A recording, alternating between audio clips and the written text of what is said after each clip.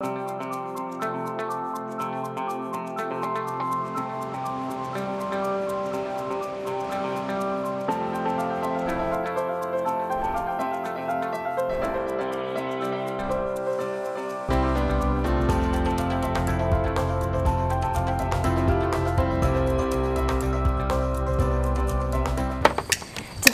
the fence, we get a line on a swoop effort underway in Lamoille County to recycle plastic fresh from the forest. Good afternoon and thanks for joining us. I'm Judy Simpson. 15 years ago, Vermont Sugarmakers made about 500,000 gallons of syrup.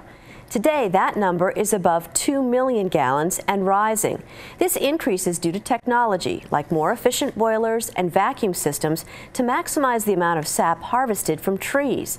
Drive along almost any back road in Vermont and you'll see sap lines crisscrossing the woods. This tubing is no different than any other tool. After time, it wears out and needs to be replaced.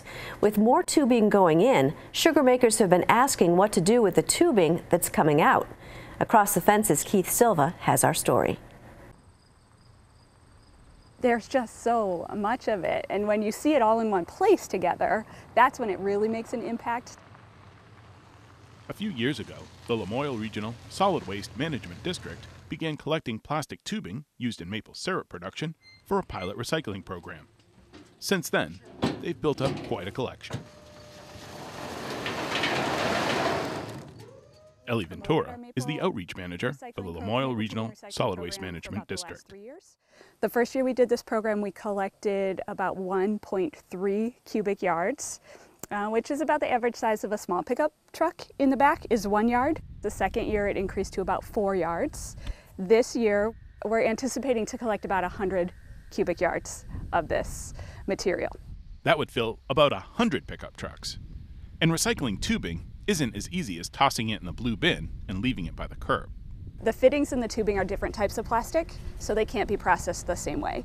So what we're doing is taking the coils and cutting all of the plastic components out of the line, out of the plastic tubing, so that that plastic polyethylene tubing can go right through the processing equipment and be shredded and chopped into sellable pieces, essentially. To cut, chop, and separate the tubing from the taps takes time. So Ventura partnered with Vail and Stowe Mountain Resort's volunteer program, Epic Promise. Jeff Wise is the communications director at Stowe Mountain Resorts. We reach out to the community to see where we could be of assistance volunteering. And this project seemed like a wonderful fit, being able to recycle maple sugaring tubing. And we said, heck yeah, we're on board. We'll send a crew to come and help out. Wise and the other volunteers may have signed up to work with their hands, but this effort also has rewarded their heads and hearts. It was just great being out here with coworkers, doing some good, having fun, getting an education on how we can improve our environment here in Vermont and, just help solve problems like what to do with all the maple tubing. About 95% of the maple that's produced in Vermont uses a vacuum system that utilizes tubing like this. Scientists at UVM's Proctor Maple Research Center estimate that Vermont sugar makers have 5.5 million taps out in the woods. So how much tubing is that? The short answer, a lot. So if you think 5.5 million taps or so, roughly that'd be about 55 million feet of tubing in the woods. 55 million feet of tubing equals 10,417 miles. Heading in a straight line, it's about 2,900 miles from the coast of Maine to the coast of California, which means you could crisscross the United States 3.5 times with the amount of tubing that's in Vermont's woods. Because the tubing is left out year-round, it's susceptible to damage, from Mother Nature to any number of forest critters. Isselheart encourages sugar makers to replace tubing every 10 to 15 years.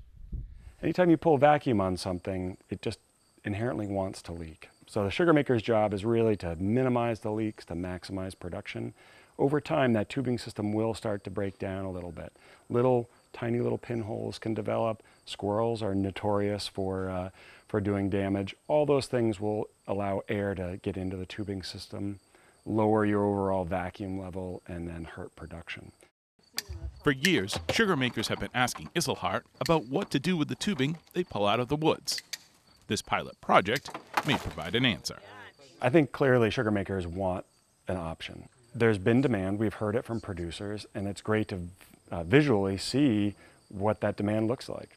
Ventura likes what she sees too. The mission of the district is to reduce the quantity and the toxicity of the materials that's being generated and sent to the one remaining landfill in Vermont. So if you look at the size of our piles, the point is to keep that out of our one landfill. If we put that stuff in the landfill, it's going to sit there for centuries. So we're going to be able to send this out to make fleece vests, to make plastic bottles, to make carpeting for our homes and our automobiles. So we're going to be able to put it back into the cycle and conserve that landfill space for stuff that really has no other option. If this pilot project sugars off, recycling maple tubing may be as sweet as the sap that once flowed through it. In Johnson, I'm Keith Silva with Across the Fence. Thanks, Keith. Marc Isselheart has joined me in the studio. It's great to see you again. Thanks for having me. So this recycling effort was just a pilot program. What has to happen for this project to become more mainstream? Well, certainly getting the word out that we're trying to find a source or a place to get this tubing recycled. Unfortunately, the price of the material also has to change. Right now, you know, the value of recycled plastic is a little bit low, so turns into a big global economics question, you know, does the price come up a little bit? But fundamentally, we want producers to understand that we're trying to find a place for that tubing to go that can be reused. Okay, great. Now you've brought some examples of different kinds of tubing with you, and show me what's changed. Yeah, so in the old days, people who've been sugaring for a long time may be familiar with this type of tubing. It's a little bit stretchier. It's comes in lots of different colors and shapes. This is actually made of PVC.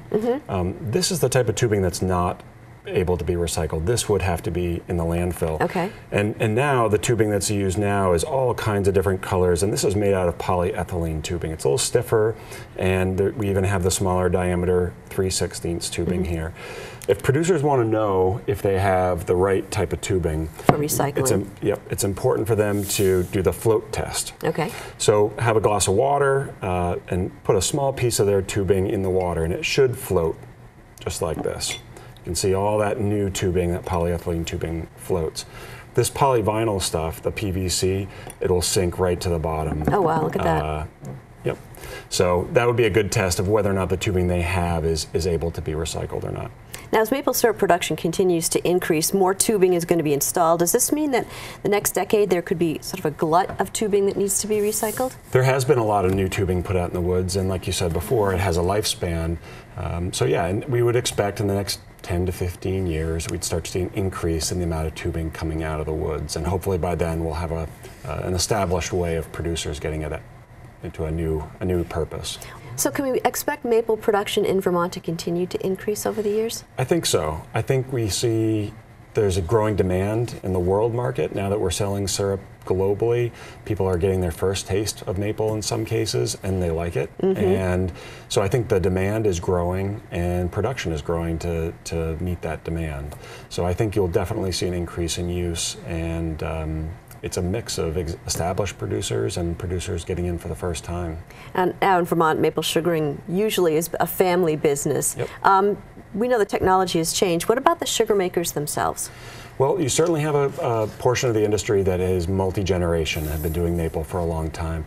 And then you have a strong group of new producers who've never tapped a tree in their lives, but see the connection to the land, see this as a unique product, and jump in. And people are going in at a pretty large scale. There's always going to be the backyarders who get bitten by the bug, and that's no different. But you definitely get some big operations starting from scratch and producing maple syrup. What do you see for the future? Do you think it's going to continue to grow? I do. I think marketing is going to be critical, telling the story of what maple is, and I think making sure that people are aware of how it's different than other sweeteners and how it can be used not just for pancakes, but used as a replacement for other sweeteners. I think that's going to be the critical thing, so that people understand yeah, I can just replace this other sweetener with maple and go with that. Like any agricultural business, sugaring is all about scale. Can smaller maple producers still stay viable, do you think? Yes, I think they can, and I think it has to do with, one, are we talking about a hobby? Are we talking about a business where they're actually going to try to derive some income from it? And like all businesses, are they very leveraged? Are they spending a lot of money on brand new equipment, or are they perhaps not replacing everything every year or frequently and being as efficient as possible? There's definitely an efficiency when you get very large in scale, but you don't have to be large to be able to capture some of that efficiency. You just have to like write a good business plan and make sure that you're paying attention to costs. And I know that some producers are bypassing the bottling facility and just sending their syrup right to bigger producers, which is a way you can go. Right, and that would be one business plan of selling in bulk. You're not tying up a lot of time and money in marketing and doing direct retail, but you're also not capturing that larger value per gallon. So it's really a trade-off. Nice thing about maple is that it's a value-added product, and small producers can market directly on the web and sell it directly to the consumer. What would you say overall as far as the health of Vermont's sugar bushes? Maple trees in good shape? Well, not without some stress. The drought is never good, never good for a tree, and we're definitely experiencing some drought conditions in Vermont. So I think some of the sugar maples especially are feeling a little bit stressed right now. Hopefully we'll get a little bit more rain, but there's all sorts of things that trees have to endure, insect outbreaks and that sort of thing. I think the critical thing is for people who are in charge of managing some woods to be conscious about how they thin, how much they thin, and try to preserve the health of the trees. Once again, education. Trying to, yep. Now we've got about 30 seconds left. I know you mentioned you went to the Big E this year, and in the Vermont House, packed as usual. Amazing. It's a sea of people, and they are all, their faces really brighten up when they see the maple booth. It's great to be able to tell the story, even if it's just for a few seconds as they're walking by, but to show them what it is, give them the taste of pure maple syrup, and maybe they go around for another loop and come back. There is a magic about it. There is. Thank you so much for joining us today. That's our program for today. I'm Judy Simpson. I'll see you again next time on Across the Fence.